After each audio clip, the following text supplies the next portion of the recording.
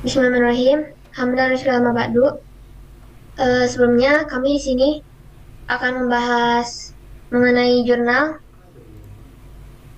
yang telah kita cari. Sebelumnya ada beranggotakan saya sendiri Azatina Mutmainah, selanjutnya ada Gita Marulia, ada Fauzi Zamhur dan Mawan, dan yang terakhir ada Muhammad Hilal Ramadan. Nah, ini adalah jurnal yang telah kita cari, yaitu studi kasus jenis ancaman internet dan solusi mengatasinya, yang akan kita bahas di presentasi kali ini. Selanjutnya kita akan membahas jurnal ini di PowerPoint yang telah kita buat.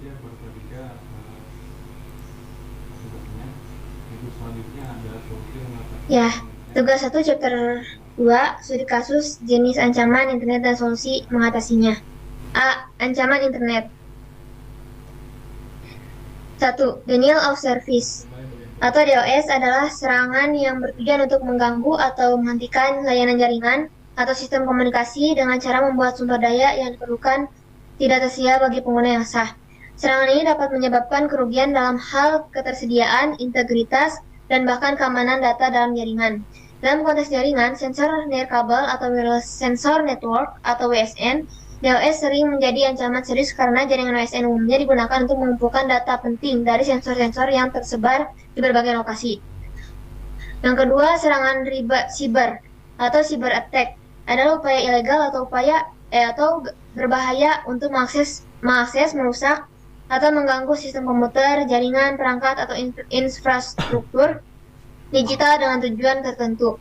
Serangan siber dapat beragam dalam metodenya dan tujuannya, tetapi umumnya mencakup tindakan yang melibatkan peretasan, penghancuran data, pencurian informasi, atau penggangguan operasi sistem komputer atau jaringan.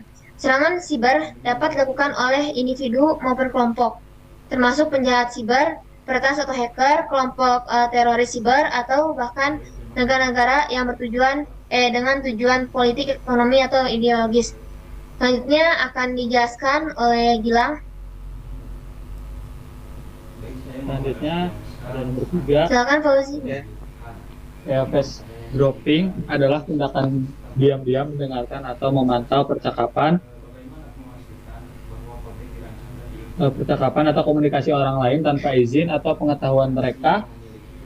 Ini adalah bentuk penyadapan atau pengawasan ilegal yang bertujuan untuk mengumpulkan informasi rahasia atau data pribadi dari komunikasi yang sedang berlangsung. Face dropping dapat terjadi dalam berbagai konteks, termasuk komunikasi telepon, obrolan online, atau bahkan komunikasi nirkabel, seperti sistem RFID, Radio Frequency Identification. Dalam konteks RFID ini, face dropping dapat mengacu pada penyerang yang mencoba mendengarkan atau mengawasi komunikasi antara pembaca RFID dan label RFID tanpa sepengetahuan atau izin dari pihak yang terlibat. Dengan cara ini, penyerang dapat mencoba memperoleh data yang dikirimkan antara pembaca dan label, yang bisa mencakup informasi, identifikasi, atau data sensitif lainnya. Face dropping dalam konteks RFID bisa menjadi ancaman keamanan yang serius, terutama jika informasi yang ditransmisikan melibatkan data pribadi, informasi bisnis, atau aset berharga. Untuk melindungi diri dari face dropping, langkah-langkah keamanan seperti enkripsi data dan penggunaan protokol keamanan yang kuat dapat diterapkan dalam sistem RFID untuk mengamankan komunikasi dan mencegah penyerang dari memperoleh informasi yang mereka ingin secara ilegal.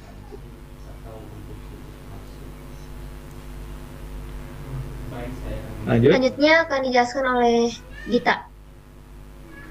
Yang keempat, ada node capture, yaitu serangan yang bertujuan untuk merebut kendali atau mengambil alih sebuah node atau perangkat dalam jaringan komputer atau jaringan IoT. Istilah node biasanya mengacu pada perangkat atau komponen dalam jaringan seperti komputer, server, router, atau perangkat IoT. Ancaman node capture melibatkan situasi di mana penyerang mencoba merebut kendali fisik atau akses administratif terhadap satu atau beberapa node dalam jaringan. Hal ini dapat mencakup penyerang yang mencoba meretas atau mengakses node tersebut dengan cara yang tidak sah tidak sah untuk mendapatkan kendali penuh atas perangkat tersebut. Ancaman not capture dapat menyebabkan penyerang memanipulasi, merusak, atau mengambil alih perangkat yang diretas. Ini bisa menjadi ancaman serius terhadap keamanan jaringan dan data, terutama jika perangkat yang diretas memiliki akses ke data sensitif atau sistem kritis.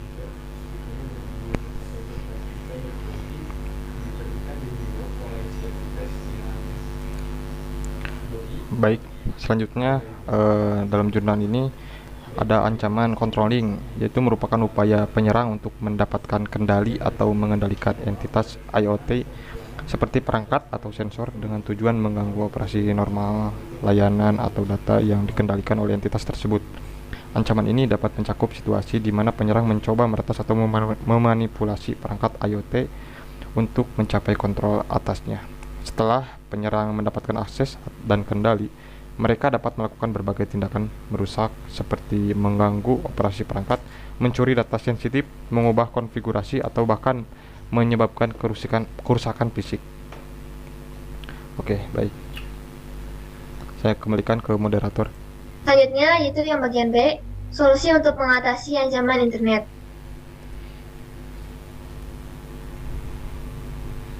Yang pertama yaitu Denial of Service (DOS), implementasikan manajemen lalu lintas yang cerdas untuk mengatasi lonjakan lalu lintas yang mencurigakan.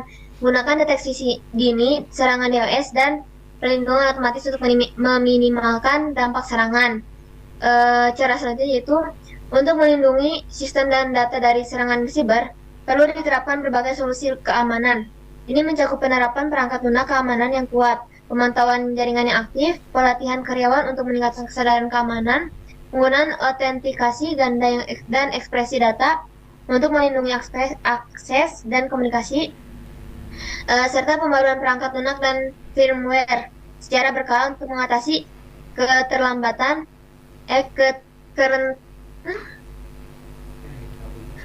kerentan, pelengkap, ulangin.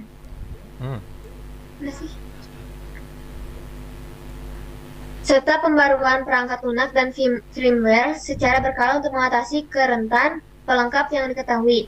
Selain itu, penting untuk mengembangkan rencana darurat keamanan siber dan mengamati kebijakan dan regulasi keamanan siber yang berlaku.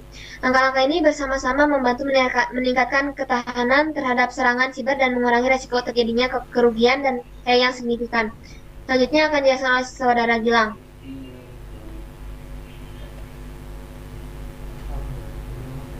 Untuk yang ketiga, untuk mengatasi ancaman EFS dropping dalam kondisi RFID, beberapa langkah keamanan penting dapat diambil. Pertama, data yang ditransmisikan harus dienkripsi untuk melindungi informasi dari mata-mata yang mencoba mendengarkan. Selain itu, penggunaan protokol keamanan seperti TLS dapat meningkatkan perlindungan. Penting juga untuk memilih perangkat RFID yang memiliki fitur keamanan yang baik seperti autentikasi manual, segmentasi jaringan untuk memisahkan RFID dari akses eksternal dapat membantu mengurangi resiko. Penting untuk melakukan pemantauan keamanan dan pelatihan karyawan agar mereka sadar resiko dan tindakan yang harus diambil. Terakhir, pembaruan perangkat keras dan perangkat lunak serta pengujian keamanan berkala dan audit sistem adalah praktik penting dalam menjaga keamanan komunikasi RFID. Dengan langkah-langkah ini, ancaman EFS dropping dapat diminimalkan. Selanjutnya akan dijelaskan oleh Saudara Gita. Untuk melindungi perangkat IoT dari ancaman not capture, langkah-langkah penting termasuk menerapkan autentikasi yang kuat, mengenkripsi data, pembaruan perangkat lunak secara teratur, pemantauan keamanan aktif, perlindungan fisik, meningkatkan kesadaran pengguna, pengawasan akses yang ketat, mempertimbangkan isolasi jaringan, pemantauan trafik jaringan, dan membatasi akses fisik yang tidak sah. Dengan tindakan-tindakan ini, perangkat IoT dapat dijaga dan dari potensi ancaman not capture dan data serta jaringan IoT data tetap aman. Selanjutnya akan dijelaskan oleh Saudara Fauzi. Jadi untuk Solusi yang kelima, untuk mengatasi ancaman controlling pada Internet of Things IoT, langkah-langkah kunci melibatkan otentikasi kuat dan enkripsi data untuk melindungi akses dan data perangkat IoT. Pembaruan perangkat lunak secara teratur untuk mengatasi kerentanan keamanan, pemantauan keamanan aktif untuk mendeteksi tindakan mencurigakan, pengawasan akses yang ketat untuk mengontrol siapa yang dapat mengakses perangkat, penggunaan isolasi jaringan untuk membatasi dampak ancaman, pemantauan lalu lintas jaringan untuk mendeteksi aktivitas yang tidak biasa, terus mengawasi fisik untuk mencegah akses fisik yang tidak sah, peningkatan kesadaran pengguna, dan pelaksanaan kebijakan keamanan yang ketat. Dengan strategi keamanan yang holistik seperti ini, kita dapat Anda lah ya bisa dapat melindungi perangkat IoT dan data Anda dari ancaman controlling serta menjaga operasi IoT tetap aman. Jadi kesimpulan yang dalam jurnal ini yang telah kami bahas, solusinya adanya berbagai ancaman keamanan pada Internet of Things IoT, termasuk DOS, serangan cyber, eavesdropping, node capture, dan upaya untuk mengendalikan perangkat IoT. Untuk mengatasi ancaman ini, solusi seperti manajemen lalu lintas yang cerdas, autentikasi kuat, enkripsi data, pemantauan aktif, pembaruan perangkat lunak secara berkala, serta kesadaran pengguna dan implementasi kebijakan keamanan yang ketat sangat penting. Dengan mengimplementasikan tindakan-tindakan ini, integritas dan kerahasiaan data dalam IoT dapat dijaga sehingga memungkinkan pengembangan yang lebih aman dan terpercaya di berbagai sektor. Selanjutnya serahkan kembali kepada moderator. Baik, terima kasih kepada teman-teman semua yang telah menjelaskan materinya. Berikutnya ada referensinya. Boleh tolong di slide, geser Fauzi. Nah, ini merupakan link referensi dari jurnal yang kita bahas. Dan mungkin sekian yang kita bahas. Cukup mohon maaf atas apabila ada kesalahan ataupun kekurangan. Selebihnya mohon dimaafkan. Terima kasih banyak. Assalamualaikum warahmatullahi wabarakatuh.